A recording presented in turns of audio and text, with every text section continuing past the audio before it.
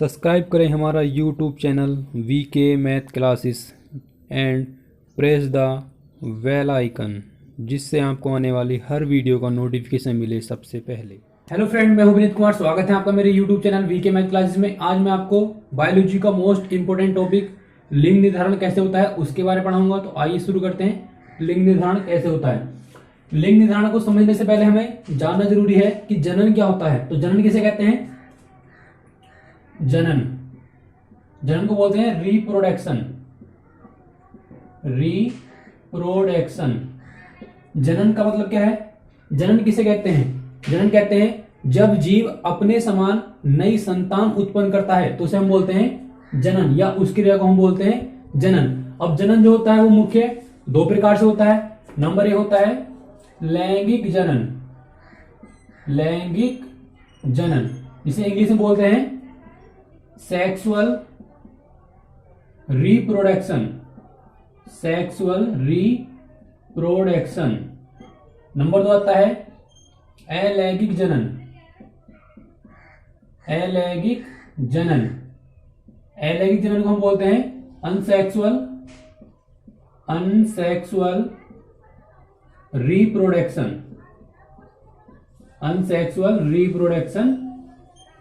तो जनन जो होता है वो मुख्य दो प्रकार से होता है। एक तो होता है लैंगिक जनन, एक होता है अलैंगिक जनन। लैंगिक जनन को बोलते हैं सेक्सुअल रिप्रोडक्शन, अलैंगिक को बोलते हैं अनसेक्सुअल रिप्रोडक्शन। अब लैंगिक जनन क्या होता है? नंबर एक देख लेते हैं लैंगिक जनन। तो लैंगिक जनन किसे कहते हैं? इस प्रकार का जो जनन होता है, यानी कि लैंगिक जनन जो होता है वो मनुष्य में होता है। अब मनुष्य में लैंगिक जनन होने के लिए दो विपरीत जनकों की आवश्यकता होती है, या हम कह सकते हैं लैंगिक जनन किसे कहते हैं। तो लैंगिक जनन क्या होता है? लैंगिक जनन में दो विपरीत जनकों की आवश्यकता होती है। मतलब इसमें नर और मादा का होना बहुत ही जरूरी है, क्योंकि बिना नर और मादा के लैंगिक जनन का होना संभव नहीं है। तो नर से जिसे बोलते हैं पुरुष, और मादा यानी कि स्त्री। नर से बनते हैं नर युग्मक और मादा से बनता है मादा युग्मक, जिसे बोलते हैं हम शुक्राणु और इसे बोलते हैं अंडाणु। लैंगिक जनन में क्या होता है? नर का और मादा का, यानी कि दो विपरीत जनकों की आवश्यकता होती है। और अब नर से तो बनेगा नर युग्मक। अब नर युग्मक जब विकसित होगा तो वो क्या बन जाएगा? जब नर युग्मक मादा युग्मक से मिलेगा तो बन जाता है युग्मनज। ये बनता है युग्मनज, जिसे बोलते हैं हम जाइगोट। अब जाइगोट विकसित होकर भ्रूण बनाता है, और भ्रूण विकसित होकर एक नई संतान उत्पन्न करता है। तो लैंगिक में क्या होता है? नर युग्मक और मादा युग्मक मिलकर युग्मनज बनाते हैं, और युग्मनज क्या होता है? विकसित होकर भ्रूण, और भ्रूण से बन जाती है नई संतान। तो हम कह सकते हैं लैंगिक जनन यानी कि सेक्सुअल रिप्रोडक्शन सिस्टम, इसमें दो विभिन्न प्रकार के या दो अलग अलग जनकों की आवश्यकता होती है, जो निषेचन की क्रिया द्वारा नई संतान को उत्पन्न करते हैं। अब जो नर होता है, अगर हम इसको, नर में जो होते हैं गुणसूत्रों की संख्या 46 होती है, और स्त्री के अंदर भी 46 होती है, जिनमें से 44 जो गुणसूत्र होते हैं वो दोनों में क्या होते हैं? समान होते हैं। जो नर होता है, नर के अंदर जो गुणसूत्र होते हैं वो होते हैं XY, मादा में होते हैं XX। जहां पे आप यहां पर अर्धसूत्री विभाजन होगा तो ये गुणसूत्र जो है वो आधे आधे बढ़ जाएंगे। यहां होता है अर्धसूत्री विभाजन। जब अर्धसूत्री विभाजन होगा तो अर्धसूत्री विभाजन में जो गुणसूत्र होते हैं, गुणसूत्रों की संख्या हो जाती है आधी। इसी प्रकार से यहां भी गुणसूत्रों की संख्या हो जाएगी आधी, X और X। जब X वाला गुणसूत्र X वाले से क्रिया करता है तो जो नई संतान उत्पन्न होती है उसके अंदर जो गुणसूत्रों की संख्या होगी वो कितनी होगी? X और X। इसी प्रकार से ये वाला X जब इस वाले X से मिलेगा तो क्या बनेगा? XX। तो नई संतान में क्या होंगे? XX गुणसूत्र होंगे। इसी प्रकार से y वाला x वाले से मिलेगा तो यहां बनेगा x बाई, और इसी प्रकार से जब ये वाला इस वाले से मिलेगा तो बन जाएगा एक्स बाई। तो इस प्रकार जो नई संतान उत्पन्न होगी उसमें दो संतान यानी कि 50% जो चांस होते हैं वो लड़का पैदा होने के होते हैं और 50% चांस होते हैं लड़की पैदा होने के, क्योंकि लड़की यानी कि स्त्री में जो गुणसूत्रों की संख्या होती है वो XX होती है और पुरुष के अंदर जो गुणसूत्रों की संख्या होती है वो XY होती है। अब हम देख लेते हैं लैंगिक जनन। आपको अच्छे से समझ में आ गया होगा, क्योंकि लैंगिक जनन किसे कहते हैं कि इसमें दो विपरीत जनकों की आवश्यकता होती है और इनके द्वारा उत्पन्न संतान होगी वो अपने जनक के समान होगी। अब आता है अलैंगिक जनन। अलैंगिक जनन किसे कहते हैं? अलैंगिक जनन, अलैंगिक जनन, अलैंगिक जनन किसे कहते हैं? यानी कि अनसेक्सुअल रिप्रोडक्शन। तो अलैंगिक जनन में क्या होता है? इसमें हमें लैंगिक जनन में क्या होता है, हमें दो जनकों की आवश्यकता है, मगर अलैंगिक जनन में हमें दो विपरीत जनकों की आवश्यकता नहीं होती। तो हम कह सकते हैं इस प्रकार का जो जनन होता है वो पेड़ पौधों में, और जो केंचुआ होता है, केंचुआ जो होता है वो द्विलिंगी प्राणी होता है। द्विलिंगी प्राणी का मतलब क्या है कि उसके अंदर मेल रिप्रोडक्शन सिस्टम और फीमेल रिप्रोडक्शन सिस्टम एक ही स्थान पर उपस्थित होते हैं। तो अलैंगिक जनन हम किसे कहते हैं कि इस प्रकार के जनन द्वारा उत्पन्न जो संतान होती है बिल्कुल अपने जनक, जो उसके माता पिता होंगे या उसके जो जनक होंगे उनके बिल्कुल एकदम समान होती है। इसलिए इनके द्वारा जो उत्पन्न संतान होती है उसे हम कहते हैं क्लोन। इनके द्वारा जो उत्पन्न संतान होगी उसे हम क्लोन भी कहते हैं। क्लोन क्यों कहते हैं? क्योंकि जो गुणसूत्र या जिस तरह से उनके जनक होंगे उसी तरह से उनकी उत्पन्न होने वाली संतान होगी। अब हम देख लेते हैं कि जीवों में लिंग निर्धारण कैसे होता है। तो जीवों में जो लिंग निर्धारण होता है उनकी अनेक विधियां हैं। सबसे पहले हम देख लेते हैं कि मनुष्य में लिंग निर्धारण कैसे होता है। तो मनुष्य में लिंग निर्धारण कैसे होता है? स्त्री में और पुरुष में गुणसूत्रों की संख्या, जिसे हम बोलते हैं क्रोमोसोम, गुणसूत्रों की संख्या होती है 46। 46 को हम कहते हैं 23 जोड़ी या 23 जोड़ा। 23 जोड़ा गुणसूत्र होते हैं स्त्री के अंदर, और पुरुष के अंदर भी कितने होते हैं? 46। ये हमने मान लिया कि स्त्री के अंदर गुणसूत्र है, और 46 हमने मान लिए 23 जोड़ी पुरुष के अंदर, या हम इसे नर भी कह सकते हैं। तो 23 जोड़ी 46, 23 जोड़ी यानी कि 46 गुणसूत्र जो है वो स्त्री के अंदर है, और 46 गुणसूत्र कितने हैं? पुरुष के अंदर है। अब 46 में से 44 जो गुणसूत्र होते हैं वो दोनों में क्या होते हैं? बराबर बराबर होते हैं। 44 गुणसूत्र स्त्री में और पुरुष में बराबर बराबर होते हैं। अब जो दो अलग होते हैं इसमें होते हैं XX, ये होते हैं स्त्री में, पुरुष में होते हैं XY, ये होते हैं पुरुष में गुणसूत्र। इन्हीं गुणसूत्रों के आधार पर जो उत्पन्न होने वाली संतान है उसका लिंग निर्धारण होता है कि उत्पन्न होने वाली संतान नर होगी या मादा होगी। तो 44 गुणसूत्र दोनों में समान होते हैं, इन्हें बोलते हैं दैहिक या समजात गुणसूत्र।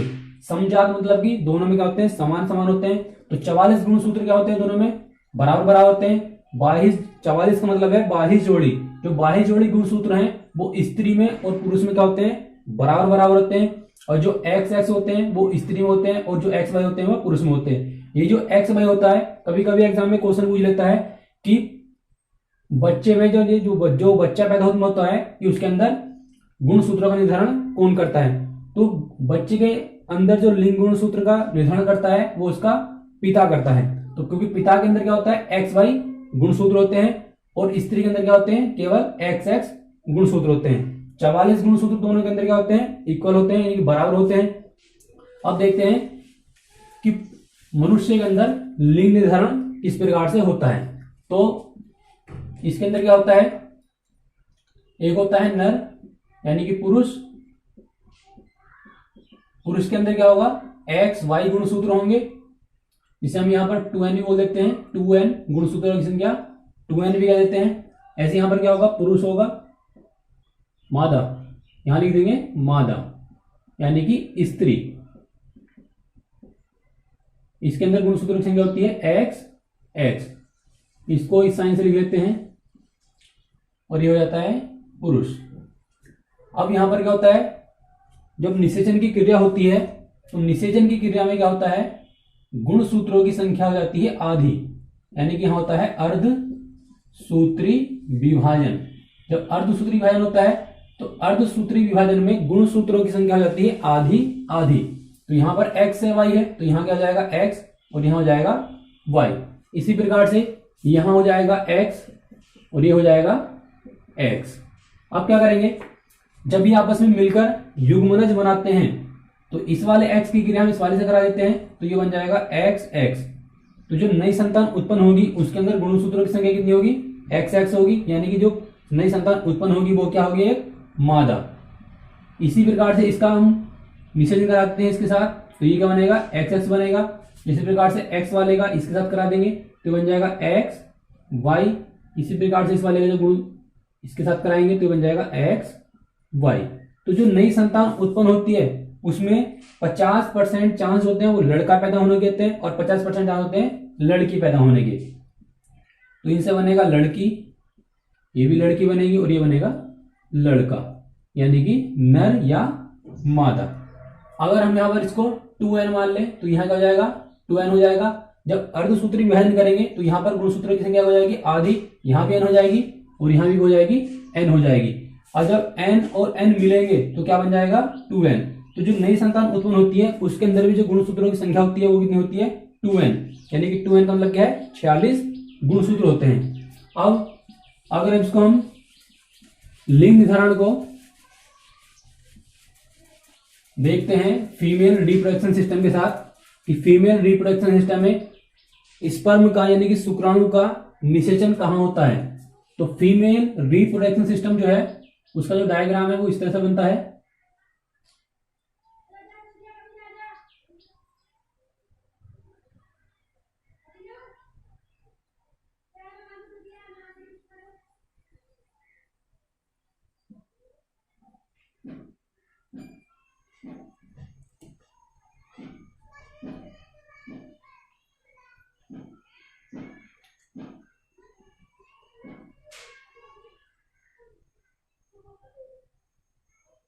ये होता है फीमेल रिप्रोडक्शन सिस्टम की आंतरिक संरचना, या हम कह सकते हैं कि मादा की आंतरिक संरचना। जो मादा के जनन तंत्र अंग होते हैं उनकी जो आंतरिक संरचना है वो कुछ इस प्रकार से होती है। इसके अंदर ये होते हैं अंडाशय, अंडाशय ये कहलाती है अंडवाहिनी, इसे हम बोलते हैं इंग्लिश में फैलोपियन ट्यूब। यहां होता है गर्भाशय, गर्भाशय जिसे बोलते हैं यूट्रेस, ये होती है गर्भाशय ग्रीवा, गर्भाशय ग्रीवा, या इसे हम गर्भाशय दीवार भी कहते हैं। यहां होते हैं योनि, जिसे हम वजाइना इंग्लिश में बोलते हैं वजाइना, और ये होता है सर्विक्स, अंडाशय को बोलते हैं ओवरी, अंडवाहिनी को बोलते हैं फैलोपियन ट्यूब, फैलोपियन ट्यूब।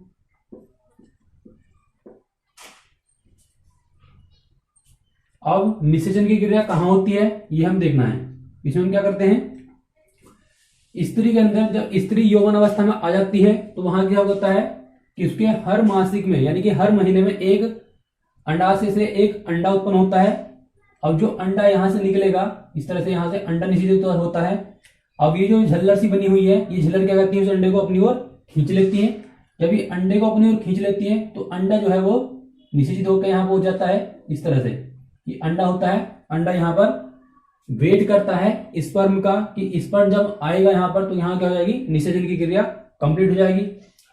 जब निषेचन होती है तो यहाँ से जो है स्पर्म इस तरह से जाते हैं और स्पर्म की जो निषेचन होता है, स्पर्म का जो निषेचन होगा यानी कि जो मिलाप होगा वो कहाँ होगा, अंडाणु के साथ होगा। तो अंडाणु का शुक्राणु के साथ जिस स्थान पर यहाँ पर जैसे इस तरह से अंडाणु तैरते हुए जाएंगे स्पर्म इस तरह से, तो इस स्थान पर जो है अंडाशय से शुक्राणु का क्या हो जाएगा, मिलाप हो जाएगा यानी कि निषेचन की क्रिया हो जाएगी। तो अंडाणु का स्पर्म के साथ जिस स्थान पर निषेचन होता है, जिस स्थान पर मिलाप होता है उसे बोलते हैं ampullary, ampullary isthmus junction. Ampullary stems junction. ये क्वेश्चन पूछ लेता है एग्जाम में कि जिस स्थान पर अंडाणु का शुक्राणु के साथ निषेचन होता है या मिलाप होता है उसी स्थान को हम क्या कहते हैं, तो उसी स्थान को हम बोलते हैं एम्पलरी स्टेमस जंक्शन। अब हम देखते हैं लिंग निर्धारण के प्रकार। लिंग निर्धारण के प्रकार कैसे कैसे हैं। तो लिंग निर्धारण जो होता है, लिंग निर्धारण के प्रकार कि लिंग निर्धारण जीवों में कितने प्रकार से होता है। तो लिंग निर्धारण के प्रकार जीवों में जो लिंग निर्धारण होता है वो निम्नलिखित प्रकार से होता है। नंबर 1 XX और XY। इस प्रकार का जो लिंग निर्धारण होता है वो होता है मनुष्य में और ड्रोसोफिला। ड्रोसोफिला एक मक्खी होती है। ड्रोसोफिला एक मक्खी होती है जिसके अंदर XX और XY गुणसूत्र द्वारा लिंग निर्धारण होता है। नंबर 2 पर आता है XX और X0। इस प्रकार का जो लिंग निर्धारण होगा वो किसके अंदर होगा, टिड्डी के अंदर और खटमल के अंदर। इस प्रकार जो होता है निर्धारण वो किसमें होगा, टिड्डी के अंदर और खटमल के अंदर होगा। नंबर 3 पर आता है ZW और ZZ। इस प्रकार का जो लिंग निर्धारण होगा वो किसके अंदर होगा, मछलियों के अंदर होगा। मछलियों में और सर्पी सर्प, जितने भी सर्प के अंतर्गत जो जीव आते हैं उनका जो लिंग निर्धारण होता है वो किसके अंदर होता है, ZW और ZZ के अंतर्गत। नंबर 4 पे आता है Z0 और ZZ।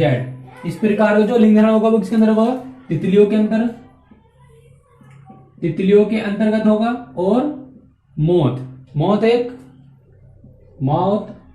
ये क्या होता है, एक प्रकार का कीड़ा होता है, जिसके अंतर्गत ये लिंग निर्धारण होता है। तो हम एक एक करके इन सभी लिंग निर्धारण के बारे में समझेंगे। जो XX लिंग निर्धारण होता है, XX और XY जो गुणसूत्र द्वारा लिंग निर्धारण होता है वो मनुष्य के अंदर और ड्रोसोफिला मक्खी के अंदर होता है। नंबर 2 पर आता है XX और X0। इस प्रकार जो लिंग निर्धारण होगा वो टिड्डी के अंदर और खटमल के अंदर होगा। ZW ZZ जो लिंग निर्धारण होगा वो मछलियों के और सर्प जो जीव होते हैं उनके अंदर होता है। नंबर 4 आता है Z0 और ZZ। इस प्रकार का जो लिंग निर्धारण होगा वो तितलियों के अंतर्गत मौत एक क्या होता है, एक प्रकार का कीड़ा होता है, ये एक प्रकार का छोटा जीव होता है। तो हम एक एक करके इनको समझेंगे। तो नंबर 1 हम लेंगे XX और XY। XX और XY जो लिंग निर्धारण होगा या गुणसूत्र द्वारा जो लिंग निर्धारण होगा वो होगा मनुष्य के अंदर और ड्रोसोफिला मक्खी के अंदर। तो XX ये हो जाएगा XX और ये हो जाएगा XY, यानी कि हो जाएगी नर और ये हो जाएगा मादा। तो नर को लिख लेते हैं, इस तरह से नर का साइन होता है और ये होता है मादा। ये मादा का होता है साइन यानी कि चिन्ह। अब यहाँ पर जब अर्धसूत्री विभाजन होता है तो गुणसूत्रों की संख्या जो होती है वो आधी आधी हो जाती है। अर्धसूत्री विभाजन में गुणसूत्रों की संख्या होती है आधी आधी और समसूत्री विभाजन में गुणसूत्रों की संख्या आधी आधी नहीं होती। इसी प्रकार से यहां से आएगा X और ये हो जाएगा Y। अगर X लिंग गुणसूत्र का निषेचन होता है X के साथ तो बन जाता है XX। तो जो नई संतान उत्पन्न होगी उसके अंदर क्या होंगे, XX लिंग गुणसूत्र होंगे। दूसरा जो होगा अगर X वाला करेगा Y के साथ कर दिया तो यहां बन जाएगा XY। फिर इसी प्रकार से X वाले की दिया इससे करा देंगे तो ये बन जाएगा XX और इसकी जब इससे गिराएंगे तो बन जाएगा XY। तो जो नई संतान उत्पन्न होगी उसमें क्या होगा, 50% लड़का पैदा हो सकता है या 50% लड़की। तो क्योंकि XX जो होते हैं वो लड़की के अंदर होते हैं गुणसूत्र और लड़का के अंदर होते हैं XY। तो XX और XY गुणसूत्र द्वारा जो लिंग निर्धारण होता है वो मनुष्य में और ड्रोसोफिला मक्खी में होता है। आगे हम देखते हैं नंबर 2 पर आता है XX और X0। XX और X0 लिंग गुणसूत्र द्वारा लिंग निर्धारण। नंबर 2 तो ये किस किस में होगा, खटमल और टिड्डी। तो टिड्डी होती है उसके अंदर ही क्या होगा, लिंग निर्धारण होगा। अब किसमें क्या होता है, XX मतलब X0 और XX। यहां पर भी क्या होगा, अर्धसूत्री विभाजन होगा इस तरह से यहाँ पर गुणसूत्रों की संख्या आधी आधी हो जाएगी। इस तरह से यहाँ भी एक्स एक्स और ये हो जाएगा एक्स एक्स। अब जो एक्स वाला एक्स वाले से मिलेगा तो ये बन जाएगा एक्स एक्स, तो ये कहलाएगी मादा। जब एक्स वाला इस वाले से क्रिया करेगा तो ये हो जाएगा एक्स एक्स, ये भी मादा उत्पन्न होगी। इस वाले इससे क्रिया करेगा तो बनेगा एक्स जीरो, तो यह होगा नर।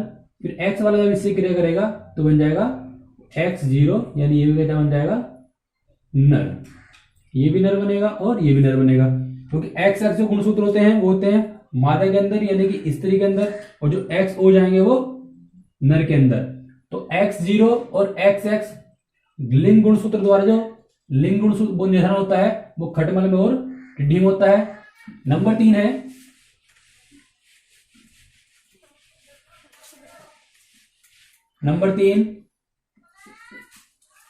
नंबर तीन है जेड डब्ल्यू और Z Z. Z Z Z और जेड डब्ल्यू गुणसूत्र द्वारा जो लिंग निर्धारण होता है वो होता है मछलियों में और सर्पी सर्प। सर्पी सर्प के अंतर्गत जितने भी जीव होते हैं उनके अंदर ये लिंग निर्धारण होता है। तो जेड जेड और यहां हो जाएगा जेड डब्ल्यू। यहां भी क्या होगा, अर्धसूत्री विभाजन होगा, तो यहां पर क्या हो जाएगी, गुणसूत्रों की संख्या आधी आधी हो जाएगी। ऐसे यहां पर क्या होगा, जेड और ये जाएगा डब्ल्यू। जब जेड डब्ल्यू अलग अलग हो जाएंगे तो जेड वाले की जब क्रिया जेड से होगी तो ये बन जाएगा जेड जेड, तो ये बन जाएगी मादा। ऐसी जेड वाले की जब क्रिया डब्ल्यू के साथ होगी तो ये जाएगा जेड डब्ल्यू, तो ये होगा नर। ऐसी जेड की जब क्रिया इस वाले जेड से होगी लिंग गुणसूत्र से तो क्या बन जाएगा, ये भी जेड बन जाएगा, जेड जेड बन जाएगा, यानी कि मादा कह सकते हैं। और जेड की जब डब्ल्यू के साथ होगी तो ये जाएगा जेड डब्ल्यू, तो ये बन जाएगा नर। तो इस प्रकार का जो लिंग निर्धारण होगा वो मछलियों में और सर्पी सर्प में होगा, जेड डब्ल्यू और जेड जेड। अब अगला आता है नंबर 4। नंबर 4 है जेड जीरो और जेड जेड। जेड जीरो और जेड जेड। अब इस प्रकार का जो लिंग निर्धारण होगा वो होगा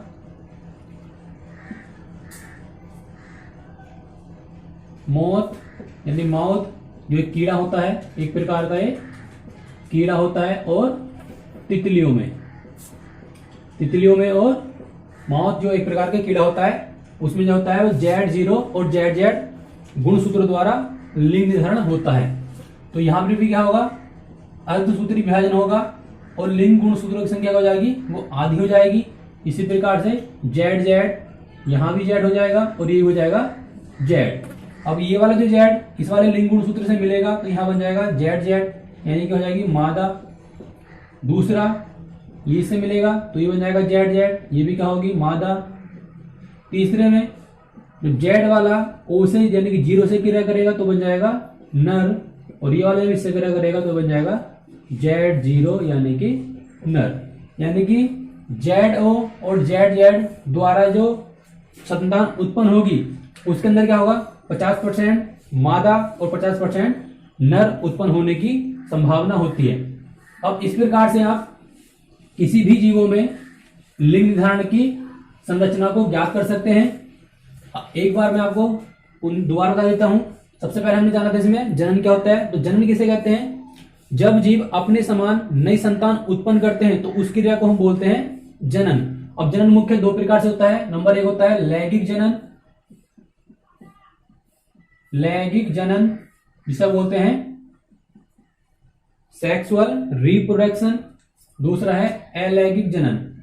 अलैंगिक जनन में क्या होता है, इसे बोलते हैं अनसेक्सुअल रिप्रोडक्शन।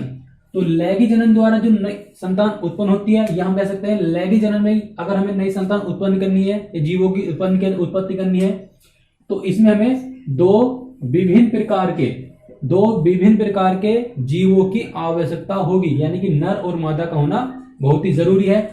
अलैंगिक जनन में क्या होता है, अलैंगिक जनन में 2 विपरीत जनकों की आवश्यकता नहीं है। जैसे कि केंचुआ होता है, केंचुआ क्या होता है, एक द्विलिंगी प्राणी होता है, उसमें नर जनन भाग और मादा जनन भाग दोनों एक ही अंदर उपस्थित होते हैं। तो इस प्रकार से आपका जो टॉपिक है जीवों में लिंग निर्धारण इस प्रकार से होता है, आपको अच्छे से समझ में आ गया होगा। आई होप कि आपको ये वीडियो अच्छी लगी होगी। वीडियो अच्छी लगी तो वीडियो को लाइक करें, शेयर करें और मेरे चैनल को सब्सक्राइब करें।